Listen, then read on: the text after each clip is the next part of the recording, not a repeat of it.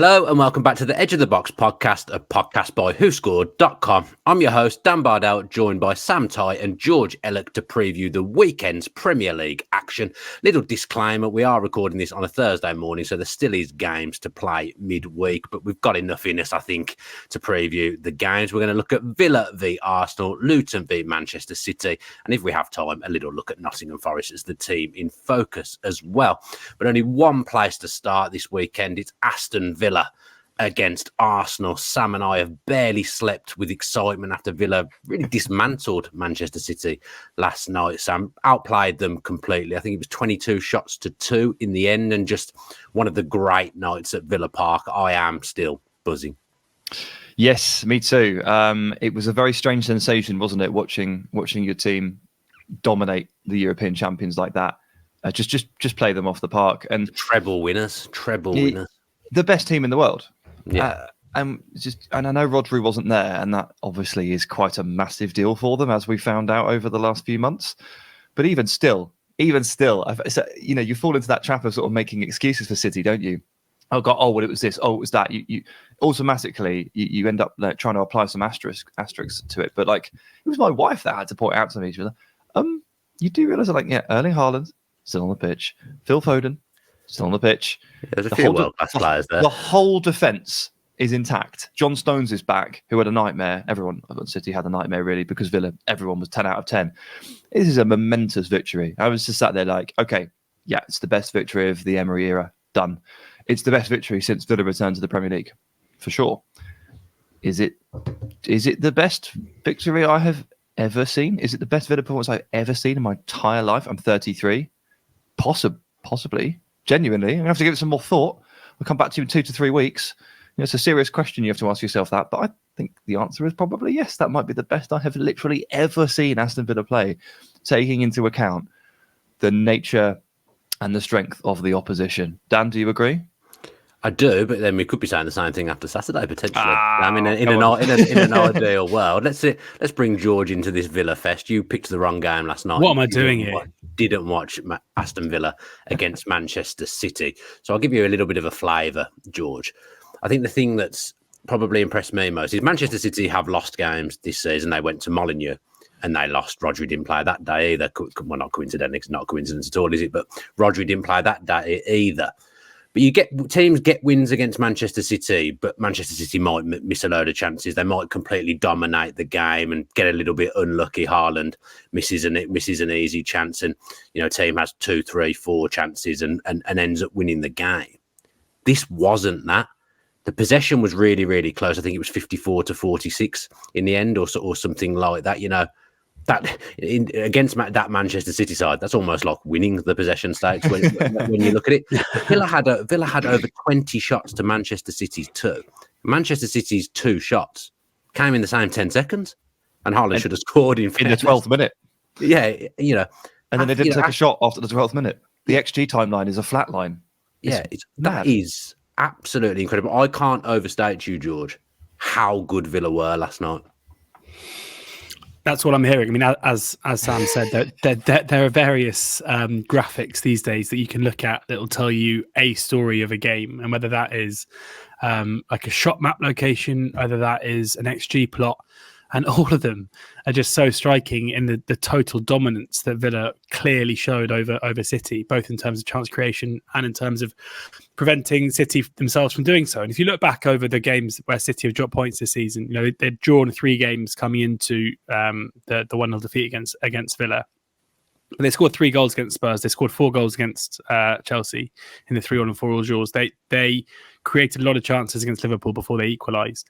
Even in the defeat to Arsenal and the defeat to Wolves, it wasn't the case where they were shut out entirely. And this, to me, is what's so striking about this display from Villa, is that I don't necessarily think any team has ever done this to Pep City. From my memory, I can't remember a single side going up against Manchester City and completely nullifying their attack whilst creating loads of opportunities. It seems unfair to me. I mean, I know you guys won't care that the game was won by a long-range deflected strike, where in actual fact, like, Villa clearly did enough in the game to not only have won by more than a 1-goal margin, but to also have scored goals that didn't have that kind of slice of fortune to it. Like, just an incredible display. And I think I also saw I did see a tweet yesterday during the game saying that in that first half, the amount of shots the Villa had in the first half was a record for a team having shots against a Pep Guardiola Manchester City side in a half of football. So, yeah, I mean, just surely this is the display now, and whether or not it happens, we'll see. But this is a display where I sat here a few weeks ago and said that Brighton had to be taken seriously as title challengers. That hasn't come to be the case. But surely about now, 10 weeks ago, in fairness. In fairness, thank you very much, Dan. But like, we're sitting here now mid-December. Villa are very much in touching distance of the top spot. They're currently 33-1. Looking at the odds checker grids to win the league. But when you see a team put in a display like that, you have to think they have the requisite quality to go far if other teams do slip up. The issue for Aston Villa is that they can't play all 38 games at Villa Park, and clearly the performance levels away from home are not quite as high. But either way, it's what an exciting position to be in for a Villa fan, I assume. Yeah, you have to remember as well, like your memory can't be so short, because Villa, frankly, were not very good against Bournemouth.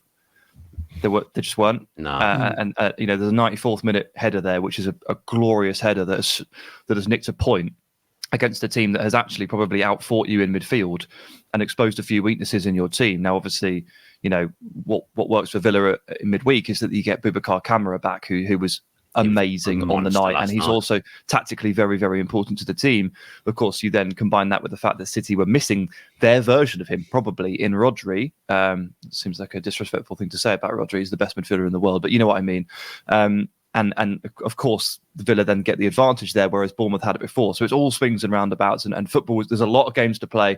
Not everyone can be at full fitness the entire time. Fine. But when George starts talking up yet another title contender, I just try to stay slightly grounded there and think, well, the Bournemouth game actually really wasn't very good. And Villa still, they need to prove that on a consistent basis and away from Villa Park, as you say, that they can do this.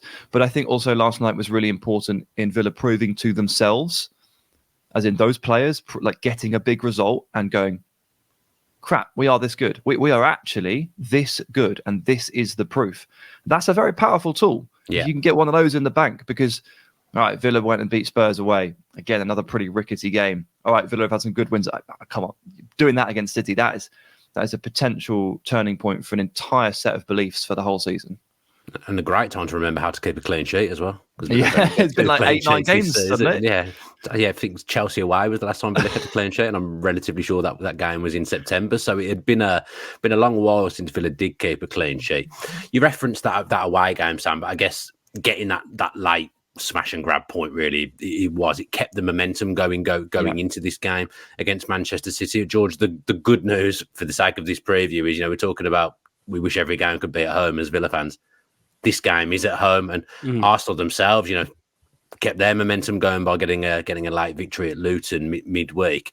This should be another good spectacle, but the thing we always know with Unai Emery is he'll come up with a specific plan for a game. And yes, it's great for Villa to have beaten Manchester City, but he'll already be looking at Arsenal. And for him, I suppose playing Arsenal is personal, and it kind of comes round full circle as well. I'm giving you a lot here, because the last time Villa lost a home game was against Arsenal in February. What's left to say? Next game, please, Dan. No, it's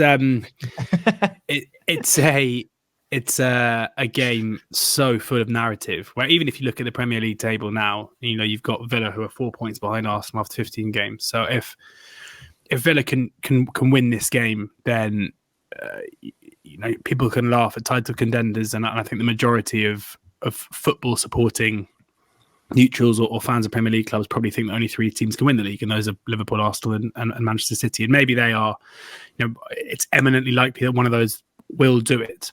But if Villa can go back to back against City and Arsenal, if Villa can exert any kind of dominance like they did over City in another game, then I think it becomes impossible, especially with just a 1 point gap in mid-December, not to accept that when the potential within a squad is for a performance level to be so high. Like, that's the most important thing here. Like, Wolves beat Manchester City at home 2-1. No one was sitting around after that game saying, well, maybe Wolves can win the league. But the reason for that was because normally when you beat Manchester City, you do so in a game where you've kind of got to get a slice of luck. You've got to rely on certain City players missing chances. You've got to be incredibly clinical because you're not going to create too much against City. Whereas the fact is, based on what we saw last night, that Villa team plays that City team.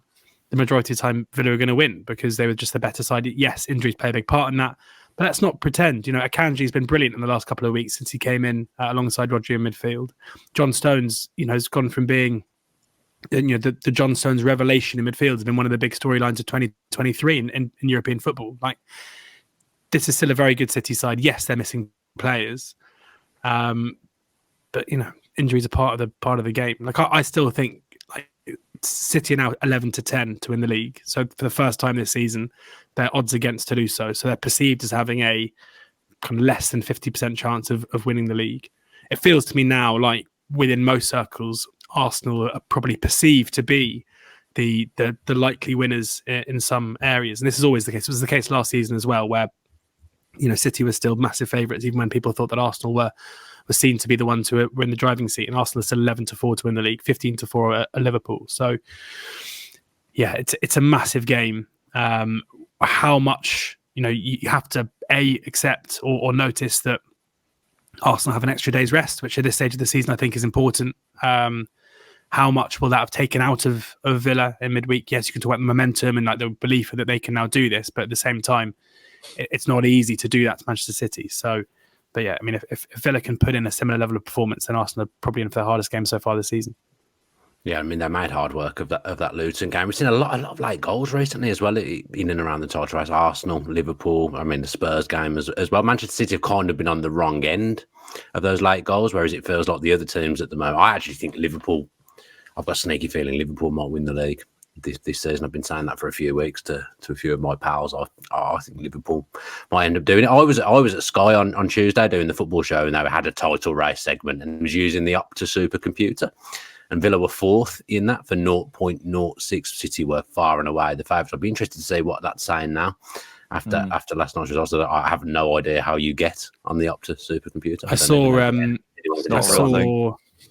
Orel from 21st Group who posts quite a few kind of their models, and their prediction models said that City went from 50% chance in their models to 43% chance last night. So 7% swing, which is pretty mega for one 90-minute game.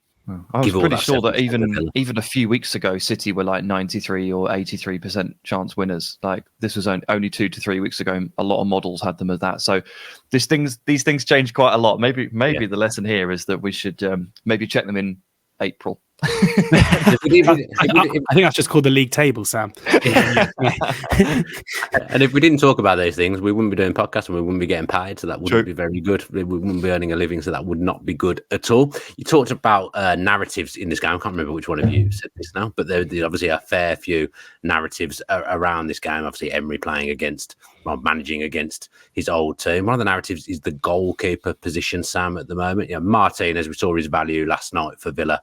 Double save from Erling Haaland, 2 stupendous saves in the space of about 10 seconds. What an absolute monster goalkeeper Emi Martinez is. Whereas at the other ending goal for this fixture, David Raya, it's a shadow of his former self. And I don't really like talking about the Arsenal goalkeeping thing because I feel like it's been done to death, but he wasn't great against Luton, and he does look like he's suffering a little bit. Well, if Arteta keeps feeding you the conversation, Dan, you're obliged, unfortunately, to talk about it, and that is ultimately where we are.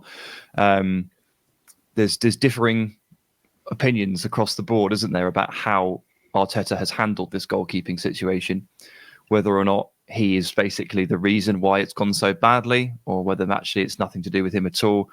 I'm not 100% sure where I sit on this, except for the fact that I think when Raya was brought in, we sat here and talked about it, and I thought, he's good, but I don't think he's a massive upgrade on Ramsdale. And he hasn't really shown his best self, has he? I know a couple of Arsenal fans that are really quite unhappy with his performances. And one of the trends that I've noticed is that when things actually get quite tough, so probably away games, definitely sort of, scenarios or atmospheres in stadiums where things get tough, or just difficult moments in games when the pressure starts to build, Raya has unfortunately crumbled quite often.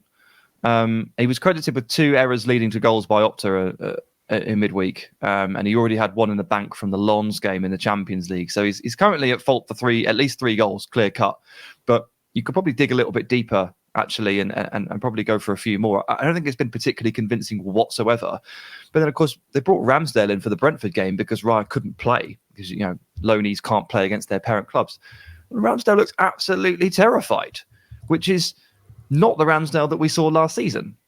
So we've now got 2 goalkeepers here who are not at 100%. In fact, I'd argue that Ramsdale is at 50% and Raya might be at 70%. And Arteta is constantly fielding this question as to what he's doing.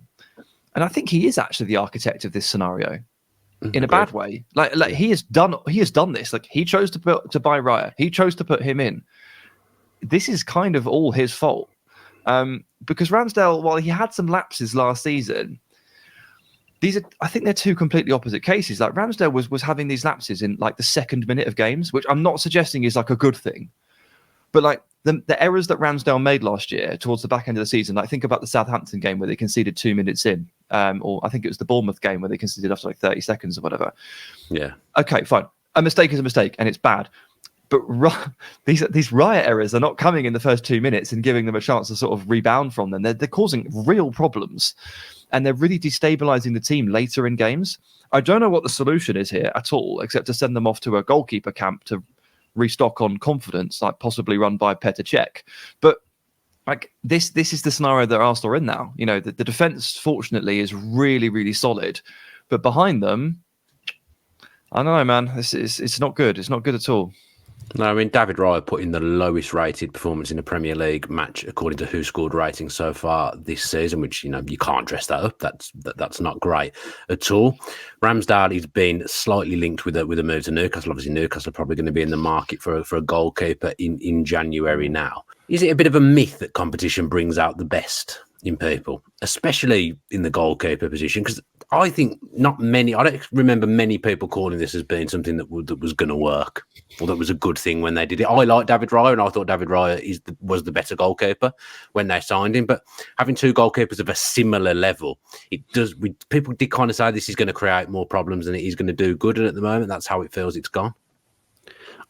I think part of the reason for that is the level of scrutiny that they're both under. Like, there's been a ridiculous amount of coverage around this story. There's been like deep dives into Aaron Ramsdale's kind of mental state, which seems a bit strange to me for us onlookers to be looking at that kind of side of things when, I mean, it doesn't look like in this case it's really worked. I think in this day and age with football coverage the way it is, and with social media taking a massive part of that and everyone having their say, it means that when you've got 2 goalkeepers and one of them came in recently and did very well last season, every single time David Raya now basically plays, if he plays well, it's kind of justification for the decision. If he plays badly, then people like us sit around on a video call and dissect it. Like it's. I think if you look at further down the pyramid, I think having 2 goalkeepers at probably League One or League Two level, where that scrutiny isn't necessarily going to happen, can only be a good thing. Like I can definitely think of examples in football where a goalkeeper's performances have dipped when they haven't had anyone pushing them to a certain extent. So I think competition for places, I mean, it's such a cliche, but it has to be an important thing. And I think often you do see players talk about it themselves, where sometimes they'll get asked in press conferences like, oh, how do you feel about X player coming in your position? And they're like, well, it's brilliant. A, it takes minutes off me, and B, it means we push each other in training. So it might be a cliche. In this case, it doesn't necessarily look like it's working. You know, the discussion as to who is a better goalkeeper, Emi Martinez or David Raya, like I don't think there's any question whatsoever that it's Martinez. Like I can't really even believe it's a question necessarily. The best goalkeeper in the world, so you put him up against anyone and he's going to come out favourably. But that goes down the same line of thinking as, like, you say that, well, before he actually won the World Cup, you say Messi's the best player in the world, and they're like, where's his World Cup then? It's like, that's not what the World Cup is, I'm afraid. The World Cup isn't some like Ballon d'Or competition where you have to win it in order to lay claim to being the best. And also, Emi Martinez played for Oxford, so he has to be better than David Raya. So, yeah, it is. I mean, Martinez, I think, shows how big an impact it can have to have someone like him who is so dominant, who's such a big personality, whose shot stopping is so impressive, what it can do to a club. A brilliant signing. And maybe Arsenal's goalkeeper woes would never have been what they are if they just kept hold of him. Yeah, I mean, they must look back at that. They have to look back at that and think that was a mistake in the transfer market. He's pinging the ball around like Manuel Neuer as well last night. The way he's improved with his feet in the last year, he was always quite good, but the way he's improved with his feet over the last year as well is absolutely incredible. Arsenal's midfield then, Sam. I think they do miss Granit Xhaka a little bit. They're kind of fumbling around to find a regular next to Declan Rice and Erdegaard. But I actually wanted to talk about Declan Rice because I went back and watched the Wolves game at the weekend, and I watched Arsenal play Luton, and I've watched a fair few Arsenal games this season. The more and more I watch Declan Rice now, it just reminds me of, I feel like I'm watching Rodri. And he might even do certain things a little bit better than Rodri. But you know how Rodri, like, over the last year or two, has kind of scored those talismanic goals, really important goals, obviously the Champions League final. He just feels like a defensive midfielder that's got that presence but has a little bit of everything. I'm watching Declan Rice now, and it's not dissimilar to watching Rodri. And sometimes I sit there and actually think, got a bit more to his game going forward. Declan Rice, he is a fantastic footballer. He is, yeah. To borrow a phrase from another sport, Declan Rice is clutch, isn't he? He is clutch. He's not only an incredible presence and force in midfield, technically, tactically, and physically, and just clearly better than like almost everybody else in the league in this position, and has just like 3 lungs and an Iron Man mentality and fitness level. He just plays every single game, and it's not a problem. It might be a problem in 5 years, but right now it's not a problem. He's also just coming up with these goals, you know, and there's the moment late against Manchester United from the corner, and now he's got a 97th minute against Luton. You know, it's not his job to score those goals, but it helps when you've got players around the team, and this is the case for Arsenal, isn't it? And this has been the case for the last 18 months. They have a bunch of players here who can all contribute. And you look at the Arsenal top scorer list, and it's like, no one's hit double figures yet, right? I know it's only December, but like everybody's on about 7, like Jesus, Saka, Odegaard, like they're all like quite close. They can all contribute, and Declan Rice is coming up with 2 or 3 as well.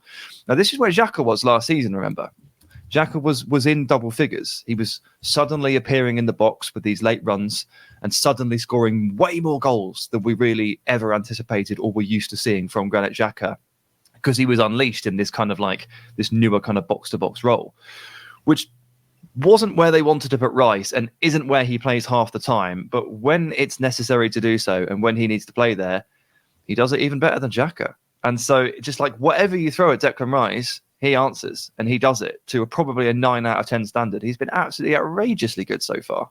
Yeah, I mean, he's second in the top 10 Arsenal players according to WhoScored rankings, so ratings even so far this season. Second behind Bukayo Saka, which isn't a surprise because Saka is absolutely sensational as well. Let's get some score predictions then for this one. George, I'll come to you first. Aston Villa against Arsenal. So tough, isn't it? Yeah, I don't even. I've got a clue what to say here. 1-1, cop out. I'm tempted to go the same. I'll go 2-2. Sam?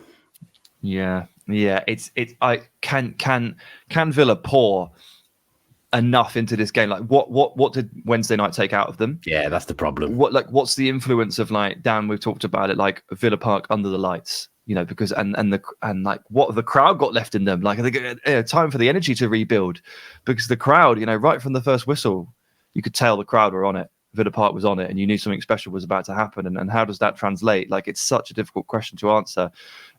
Just because you guys have gone with the draws, I'm just going to continue the home win streak, and I'm going to go 2-1 for 2 Villa. I mean, the fact it's a 5:30 kickoff as well, I think that will increase.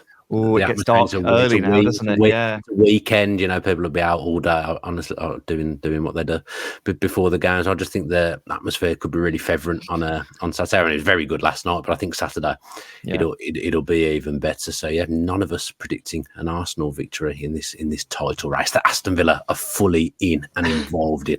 Let's look now at Luton against Manchester City. And George, I'll come to you first. Pretty good for Luton. They're going toe-to-toe with the big boys at home. Kenilworth Road's a difficult place to go. They've had some bad results along the way, but mainly they've been in games. I'm impressed with Luton. Are you surprised, bearing in mind, you watch more EFL football than I do? Are you surprised with how well they seem to be coping? I am surprised that they're doing so well at home. I would say I'm not surprised that they're competitive in the Premier League. I said at the time back in May when they went up, or June when they went up, that people talking about Derby's record and the rest of it was incredibly disrespectful about a side who've been very, very good over the course of a campaign, who have a very clear identity and style of play that will translate to Premier League football, purely because not many teams do what they do. And I think in this day and age, when you've got so many sides who want to play in a similar way, for those who like to be direct and those who are happy out of possession, there's room for those teams, which I think is why we're seeing Sean Dyche's Everton do so well this season in terms of their actual their results rather than the points tally after the deduction. But the surprising part of this is that Luton really struggled at home last season, which is bizarre. Like their away form was brilliant in the Championship. Their home form wasn't particularly good. So for whatever reason, Rob Edwards has turned that around over the summer. The issue for them now is that their away performances are so poor. But if you look at their games so far this season, yes, they've lost 4 home games. They've only won 1. But the fact is they haven't been beaten by more than a solitary goal at home, which in itself, I think, shows that their levels are very high. It was they took their chances. They had a bit of help themselves against Arsenal, but it'll be a real gut punch to them to have conceded in the way that they did, rather than picking up what would have been a huge point in their quest for safety. And with looked a couple of weeks ago like Everton's deduction was going to bring them back into it. I don't think Everton are going to be near relegation this season despite the deduction. So no. And with Bournemouth improving too, like they're looking now probably at Forest, they're looking at Palace, but these are teams who have a pretty big head start on them from where we are now. So delighted for them, albeit probably given they're trying to get themselves a bit of a start here, facing Arsenal and City isn't really, well, unless you're Aston Villa, isn't really the fixtures that you want. No. What's Oddschecker saying in the realms of them staying up? Does Oddschecker think they've got a chance? Yeah, looking at the relegation market now, they've got they're 3 on to get relegated, so kind of seen to be not down. You look at Sheffield United's price, where Chris Wilder's got a massive task in his hand with their 1 to 16. So if you were to put £16 on Sheffield United to go down and they get relegated, you'll get just £1 profit back, which shows the chance that they're perceived to have. Burnley are still seen to have the best chance of staying up with the bookmakers. They're 4 to 6 to get relegated, so not far off a coin toss. Everton, the next, are 17 to 4, so just bigger than 4 to 1. Yeah, as I say, I wouldn't be backing Everton at that price. I think they'll be absolutely fine. Then you're looking at Forest, who are 5 to 1. Palace at 16 to 1 are the ones to me that really, really appeal. Like, you've got a fan base at the moment who are not happy with Roy Hodgson. It feels very unlikely in my eyes that he will be there much longer. You've got a director of football who's done an amazing job in Dougie Freeman in terms of recruiting players, who apparently is on the list to maybe come at Manchester United when Sir Jim Ratcliffe's takeover comes to fruition, which would be a huge blow to them. Then you look at their recent managerial appointments. Like, if they are to sack Hodgson, they went with Vieira last time and that didn't end particularly well. So I wouldn't say there's much trust from my eyes as to them getting it right. So that would be where I'd be looking if I was having a play in that market. If you had to call 3 teams to go down, George, bearing in mind you are Mr. EFL. Don't do this to me, Dan. Would you pick the 3? You know what I'm going to say. You pick the 3 that come up. Yeah. That's weird, isn't it? Because last season all 3 stayed up. I know. And it's created quite a boring championship this season. Sam, newly promoted. Yeah. Unfortunately, I hate saying it because it just feels so basic, but it's what I called at the start of the season, and I don't see a reason to change things. I think George is right. Everton look pretty damn good. All their underlying numbers are actually really, really strong.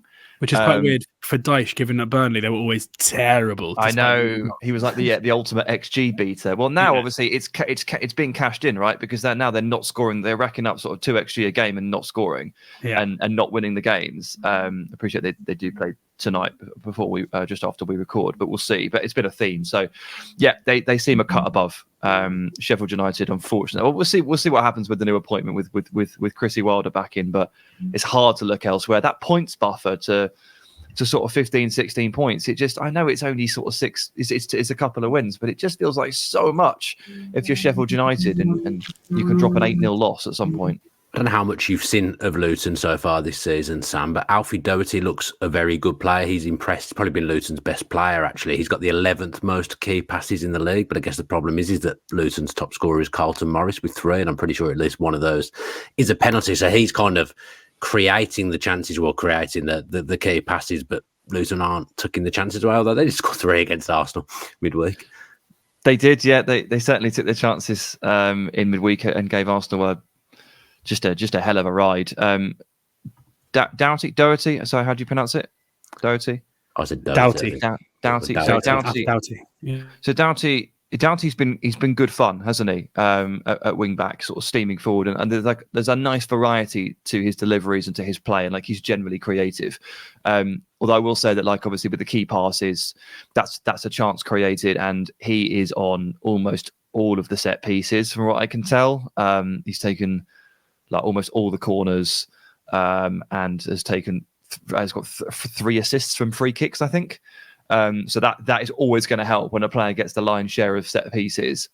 It's going to pump up your key passes. But I'm not going to use that as a criticism, because if you were to draw up a game plan as to how Luton on such a small budget can ruffle the feathers of the big boys, well, obviously you're going to have to take a look at those set piece scenarios as isolated moments in time and really try to take advantage of them. So if you've got someone like him who can deliver a really good ball, that becomes an incredibly powerful asset.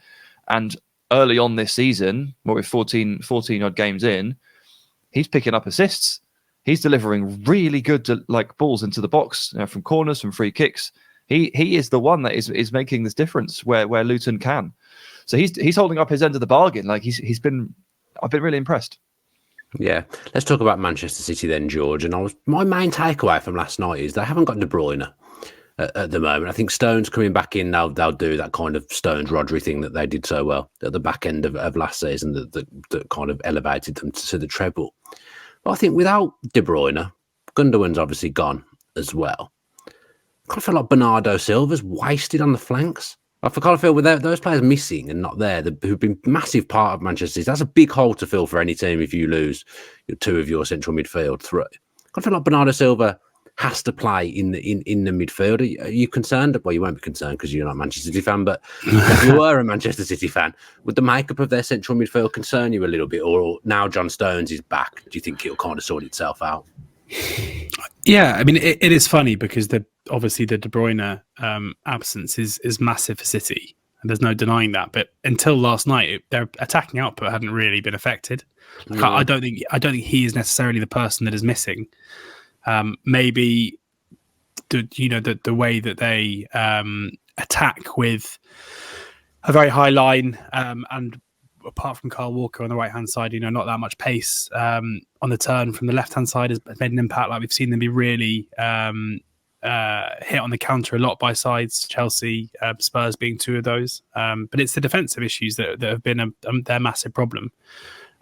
So yeah, I mean, Bernardo's a player that I adore, and I think he's part of his his importance to City and his genius is just how versatile he can be, where we've seen him play as one of the 2 holding midfielders, we've seen him play as an attacking 8, we've seen him play as a 10, we've seen him play as a winger, we've seen him play as a false 9. He's just played left back. He played left back. Yeah, I mean, his work rate. He's playing goal next weekend. His work rate, he's a bit small for that. Is incredible. His on the ball quality is amazing. His eye for goal, his creative passing, he's so good. I mean, the interesting one is whether they try and bring in, rather than the Akanji Stones kind of midfield duo. Despite both being very capable on the ball, you are relinquishing some kind of creative control in the middle of the park. And I wonder if maybe, had Nunez been playing in that role yesterday, it might have given Villa a bit more to think about in terms of the transition. But yeah, I mean, it's easy to focus a lot on this after one game. I think realistically, when you look at the previous draws, City, in all 3 of those games were ahead fairly late on in them and could have easily won all 3, and we wouldn't have been questioning any performances until last night. So, but yeah, I mean, Rodri is probably the one in terms of last night where you're looking at and thinking this would have been a very different performance had he been there. City don't lose the midfield battle very often, but they comprehensively lost it on Wednesday night. And Stone's just coming back from injury, and no Rodri, and obviously Gundogan's long gone, and De Bruyne's. These are all factors. the things that struck me about City in the last few weeks and this run of results is they definitely lull themselves into a false sense of security at 1 goal up. Now, this wasn't the case on Wednesday because they never were, but in the Liverpool game and the Spurs game, like, they just stopped. Like, I hesitate to use this phrase because it's clearly wrong, but like, do you know what I mean when I say they just kind of stopped playing? Like, the intensity just dried out of their game. And they felt like they were not going for that killer blow, going for 2, going for 3, really putting these teams away. And they've allowed teams to creep back into these scenarios, which is really weird. It's just not something I'm really accustomed to watching. A lack of midfield control and then taking your foot off the gas, losing intensity and allowing a team back into the game when City have been killers for years. And then finally, I'd add on that, I know it's his first season and stuff, but like Bardell has not been that good at left back. He's had some good games, and then there's been at least 3 where I've gone, oh, I'm not sure about that. He was rough against Chelsea. He was rough against Arsenal when the 1-0 loss, and he was really bad on Wednesday. And while I'm sure that he'll eventually become an amazing centre-back, I do think that they have taken a step backwards in quality from Nathan Ake here, which I never thought I'd say. But Ake was amazing down the stretch last year, like absolutely amazing as the left back / hybrid centre-back. And then putting Bardell there, like, it hasn't been smooth sailing. So there's a lot going on here. There's a lot of stuff I've just talked about. All those absences we mentioned, and Rodri's suspension, and John Stones' injury, and them making a change at left back as well. Obviously, Bernardo has to play wide if Doku's injured and Grealish is suspended, and you sold Mahrez. So there's so much here going on. It's really hard to dissect succinctly, which I've failed to do clearly. But the point is, like, City feel quite jumbled, and they didn't really think we'd be here. Although I know we always say, pre-Christmas for City, they just take it at a canter. They'll turn it on in the new year. I'm sure they will, but it always surprises me every year. Maybe it shouldn't, when City don't really look like they know what they're doing in December. They will in February, but right now they look jumbled. I feel like last night will probably be the catalyst for things to change. But George, they are conceding a lot of goals, and what they did at the end of last season was built on that foundation of a lot of clean sheets. 4 against Chelsea, 3 against Spurs. They're shipping goals at a high volume. Yeah, yeah, and you wonder if maybe the Pep was asked a lot about it, and after the Spurs game, he kind of said he wasn't worried post the Spurs game, the Liverpool game, but he was after the Chelsea game. I mean, I think last night's performance suggested that maybe this is a side who don't have the kind of belief they had in their defence previously to that. It's impossible, I think, for a team who are so used to being dominant not to be pretty concerned. And also you think back to the Leipzig game as well, where they were 2-0 down early on in the game and had to come back from 2-0 to win the game 3-2 in the Champions League. There are clearly big defensive issues. We've said it before in this pod, but Ruben Dias is not having a particularly good season. He doesn't look like when City are playing well and are strong defensively, he's the rock it's all built around, both in and out of possession. But he's not looking like he normally does. Edison, I think, as well, is not having a particularly good season, especially in recent weeks. He had okay last night. He made a few saves last night. Yeah, that's fair. That's fair. But in terms of, if you're looking through this run as a run of 4 games where they've conceded goals in all of them, I don't think he's blameless in it either. So, but it's this time last year we were talking about Manchester City in crisis. Like, this isn't the first time that City have dropped performance levels, and I think we're now going to see Pep go into proper tinker mode. But normally he finds a solution eventually, and when he finds that solution, it's very hard to live with. So that's why City are still even money favourites to win the league, because they are the best team, as Sam said, in the world. So the best team in Europe, European champions. This isn't going to last very long, especially when players come back. No. Let's have our score predictions then for this one, and I'll go first, because I think Luton are going to feel the City backlash, unfortunately for them. I'm going to go for a big 4-0 to Manchester City. Sam? Whew, that is bold, isn't it? Yes, obviously I'll take City as well, but I'll go for 3-1. 3-1. George? 2-0 City. 2-0 to City. Right then, clean sweep for Manchester City. Probably not a surprise, but Luton going okay. I think they'll be happy with how they've adapted to life in the Premier League. Before we have a little cheeky look at Nottingham Forest, we're going to do our score predictions. Just again, another disclaimer. We're in a bit of a ragtag podcast this morning because there's midweek football and we kind of just come on this morning not really knowing what we're going to be talking about. But we've done okay so far. But none of us actually submitted our predictions before we've done this podcast, so we are going to be doing them on the fly. And first up is Crystal Palace against Liverpool, George. I will go 3-0 Liverpool. 3-0. Roy in trouble. I will go 2-0 to Liverpool. Sam? Yeah, I'm going to go for 2-0 Liverpool. They haven't been that good away from home, but you can't look at this Palace team and think they're going to win. Brighton, Burnley, Sam? 3-0 to Brighton. 3-0 to Brighton. I'll go for 3-1 to Brighton. George? 2-1 Brighton. Manchester United against Bournemouth. I will say 1-1. Sam? What does the dog think? The dog's really that's 1-1, isn't it? It did sound like 1-1. I'm going to go for, I'm full of respect for Bournemouth's recent run, love it, but United are going to somehow win this one as well. Let's go for just 1-0 to United. 2-2. Sheffield United against Brentford. Sneaky feeling. I'll go 2-1 to Sheffield United. Sam? Ooh, 2-1 Brentford. 2-1 Brentford. George? 1-0. Wolves against Forest, George. 2-0 Wolves. That sounds good to me. 2-0 Wolves. I'm going to go 1-1. Villa v Arsenal we have done. And then on to Sunday, Everton against Chelsea, Sam. 1-0. I will go for 1-0 to Everton, George. Yeah, Chelsea were really poor on Wednesday night. Yeah, I will go. Yeah, I was watching that rather than Villa, foolishly. I will go 1-0. 1-0. Free scoring Fulham suddenly from nowhere, absolutely bagging the goals against West Ham in a London derby. I'll go for another 1-1. Sam? 2-1 to Fulham. 2-1 to West Ham.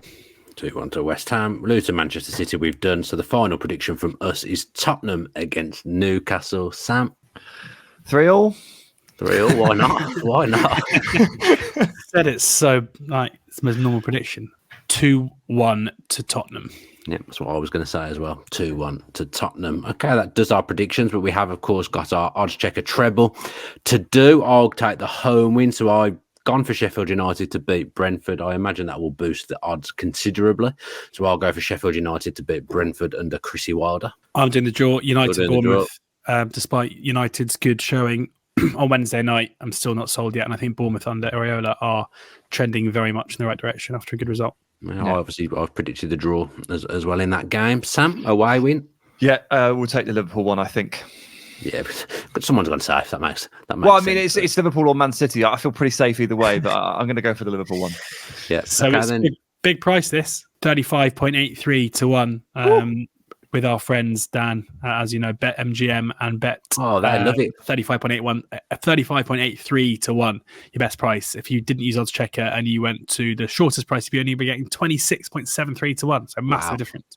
Yeah, well done. Well done to odds checker there for doing all the work. So Thank you. You don't have to do it. You'd have to do it yourself, do you? Because odds checker do it for you. Bet MGM, absolutely loving it. Maybe they should come in and try and sponsor this podcast because we literally mention them every single week. They're getting it for free. So yeah.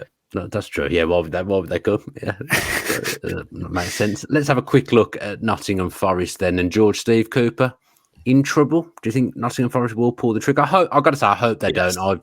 I've done a few Forest presses, and Steve Cooper. No, I think he's a good manager, but he's actually like a really nice man as well. And the Forest fans still love him like that. The Forest fans won't want Steve Cooper to lose his job. Oh, I don't know. It's a really, really weird situation where they love him. They were chanting his name last night when they were 5-0 down. But I think the party line at Forest at the moment is it's time. It has to happen now. No. Yeah. No, well, this isn't me just kind of predicting it. This is what I'm seeing. They spent centuries in the AFL before Steve Cooper came in. Yeah, but I think that I'm going off on a tangent here, but I think one of the worst perceptions around managerial conversations is earning the right to do anything. And what does that mean?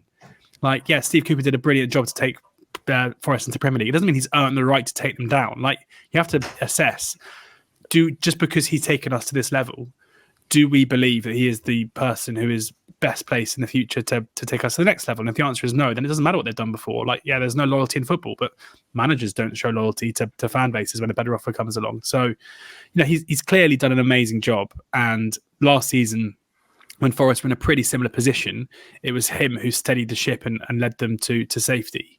But I think the performances have been so poor in the last few weeks. I think there is a general perception now that it's a matter of time until Cooper moves on. There's been talk in the summer about Cooper himself possibly looking at moving on to other roles. So, football managerial cycles are cyclical. That's why they're cycles.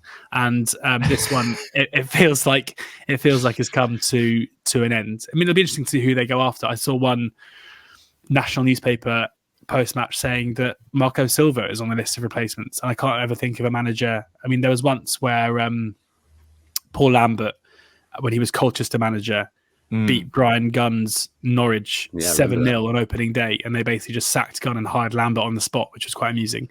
But there was quite a clear, obvious step up in job from Colchester to Norwich. I don't think Fulham fans will be anticipating that they can watch their manager stick 5 past Forest, and he's going to walk out the door and go to Forest. It seems unlikely. Lopetegui is another one who's being linked at the moment. But yeah, I think it's just maybe time now. And I think the perception there's frustration at Forest, especially with certain players who were part of that Cooper side that got them up, specifically Worrell, also Yates, who are just not really featuring at all now in favour of the signings that have come and haven't done particularly well. I don't know. We see teams do it consistently, but just when you get promoted out of the Premier League, and suddenly a new market of players has opened up to you, which is that kind of £10 million bracket in Europe, and clubs go wild. And actually, sometimes they know better than what you already brought in, but it creates divisions within fan bases and squads, and that's what we're seeing for a second year in a row at Forest. I really thought you'd be pro Steve Cooper. I'd love Steve Cooper. Like, I think there's not a small chance, so a big chance. I think there's a fair chance that he'll end up going to Palace when. Yeah. There's a very funny situation potentially brewing here where Palace decide to thank Roy for his services for an 18th time and ask him to move on. Forest sack Cooper and then Palace just hire Cooper.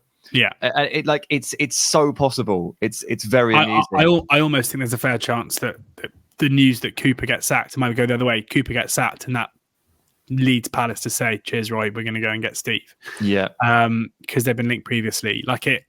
And I think he would probably do a very good job there. I think he would be a great manager to work with Elise, to work with Eze, to work with Mitchell. And Gay knows him really well. Yeah, exactly. He's a great manager. I'm not denying that. And I also don't think he is necessarily the key problem at Nottingham Forest for the reasons for their poor form. But when Forest are at home and Forest have Taiwo Awoniyi in the team, they are a completely different scenario. I was at the City Ground and that happened. Yeah, a completely different scenario to when those two things aren't in play. And Awoniyi's got a terrible injury record and never ever completes a full season. He's out now for a couple of months. Quelle surprise! And obviously, as we well know with Villa, only half of your games can be played at your home stadium. So there's 50% of your games already that you might lose. And Forest away record since the start of last season, I saw this tweeted this morning or last night, was 27 games, 2 wins, 62 conceded. So there's obviously there's the whole you're a bottom half Premier League club, you're going to be better at home. You need to make your home ground afford. You need to be a bit better than 2 wins in 27 and 62 conceded away from home. And it can't all just be because Awoniyi's hamstring's gone again and he's not playing, particularly when you're buying 25 players over the course of 3 windows. You need to find more consistency. I've always thought Cooper's a really good coach. I've always felt like he's a guy who can find solutions on the fly. I think this is based on the fact that he spent a long time as a development coach for the England unders, and when you manage an underage bracket, your squad consistently changes based on injuries and he's been called up to the first team, or no, he's gone up since 21, so he's no longer eligible for the 19s. You are constantly mashing together a random assortment of players, and he got really good at finding those solutions. So when Forest signed 100 players, I was like, I'd back him to figure it out. It might take him a couple of months, but he'll get there. But there are a few things that he has never figured out. And that's how this team runs without a Wonyi and how this team plays away from home. And I guess eventually frustrations are going to come to the fore. And there was a picture going around on Twitter last night of Evangelos Marinakis' accreditation pass for the game thrown into a bush of one of the houses, a garden of one of the houses outside Craven Cottage, which would suggest that Forest owner has rage quit and left the building. And that does not bode particularly well. I would say that they are probably about where you'd expect them to be, and they have lost Brennan Johnson, and they are trying to amalgamate a few new players in, as they did last season. But that kind of stuff does take time. I understand the defeat last night was alarming. One of the worrying things is, and they'll probably buy 17 players to replace this, is that they might have 6 players going off to AFCON in January. 6. So Aurier, Bolly, never say this guy's name, Sangare, Niakate, Koyate, and Anya. They all potentially could be missing for the African nation. So a couple of them have been big players as well this season. So do you think Forest will get close enough to relegation danger, then neither of you, that they'll pull the trigger? Right. So I'll go first and I'll say this. Like, I don't know the answer to that question, but I would say that like with Fulham and their question of like, should we invest in a number 9 in January? Because, Raul Jimenez, okay, really, really lovely to see him on the score sheet on Wednesday night. 2 great goals, but obviously hasn't quite been at it. Vinicius tries to get himself sent off every time he enters the pitch. You need to assess the scenario you're in and assess the amount of danger that you're in. And I'm not trying to advocate for being, basically not ambitious. But like, are these clubs in genuine danger? I'm still going to go with the answer of no. So if you think that Steve Cooper can figure this out over the next 3 months and is still your guy, I wouldn't sack him. But of course, it comes down to what the owner really truly believes at this point. I think he'll probably end up going because we know the owner, we know Marinakis, we know what he's like. But I don't think the peril is there that forces this decision if they don't want to take it. Whereas in other years, it clearly would have been there. Yeah, part of me feels like there was moments last season where everyone talks about Marinakis and what he's like. There was moments last year where you just assumed he'd go, and he didn't. He didn't. Gave him a new contract instead. Yeah, exactly. So I kind of feel like maybe he's changed, and he's not like that. But George, I'm presuming Steve Cooper's beating you up on the golf course at some point, the way you were talking about him. But do you think he'll last the season? That is outrageous. I just punted him for the Palace job. I wouldn't be surprised if he's no longer there by the time this goes out. Like I think there's a fair chance that he might be leaving the club today. Yeah, in fact, we've done a podcast, so inevitably I've had this happen before. You do a podcast on something, and then straight away after you finish, the news gets announced. So what you've just said is a waste. I think when you've got both local and national journalists doing stories on who is likely to replace a manager, I think the writing is probably on the wall. And did you see Marinakis' ID lanyard was found in a bush outside Craven Cottage last night, which was just fantastic content. So a Fulham fan just found it chucked in a bush after the game. I've got a question, George, whether you listened to what me and Sam were saying on this podcast. Did you just say that? Sam said yeah, he said it twice. He said it before we went on the podcast, and he said it during. The annoying thing was, I wasn't here before. The annoying thing is I saw Sam nodding, and I was like, oh, he loves this point. That's exciting. I love it because I just said it. Yeah. In that case, I'm going to repeat everything you say. How do you know when I've asked you a question, George? Well, interestingly, I normally listen to everything, but just then I got an email, so I was reading that. Okay, yeah. Sam's already told that story. Please leave this in, Dan Robinson. I'd like this Don't you dare. To be left in. Unbelievable. I'll just gratuitously swear now. There you go. You can't use it now. Yeah, I don't think he's going to be Forest manager for much longer. It'll be interesting to see what direction they do go in. It's interesting to note that when as Olympiacos owner, Marinakis appointed Carlos Corberán. There are some serious. I mean, that didn't last very long, but there are some serious issues at the moment at West Brom that mean that for them cashing on a manager whose stock is very high could be appealing if their relationship hasn't broken down. But it's a big appointment to make. And Corberán is someone who I think his management style is perfectly suited to a team looking to survive in the Premier League, where their out of possession shape is phenomenal. Unless you watch the last 30 seconds of the Leicester game on Saturday, where they threw about 11 men forward from a 95th minute corner and were beaten on the break. But generally, they are very good. So he'd be interesting. But Lopetegui, a name that's being mentioned, and Marco Silva. So we'll see. Yeah, talking to Marinakis, I don't know whether you know, but apparently he threw his lanyard into someone's garden. Did he? Near Craven Cottage. Yeah, unbelievable. I hadn't heard that. Make sure you find that on Twitter. Go and have a look at that image. It's a real striking image. That does us for this week's edition of Edge of the Box podcast by WhoScored.com in association with Odds Checker and sometimes BetMGM as well. We will be back next week to preview the Premier League action. Wherever you were taking in this podcast, if you could please subscribe, like, comment, do all the things that help the podcast grow, that would be absolutely excellent. I think it'll be me, George, and Jonathan next week. I think Sam takes his week out, so George's concentration will be at a maximum as well, which I'm sure they won't know what that means, Dan. Great to hear. They will, because it's staying in the show. I'm making sure I mention it as much as possible. It stays in the show. Thanks ever so much for watching and listening, and tell all your friends and your family about the podcast.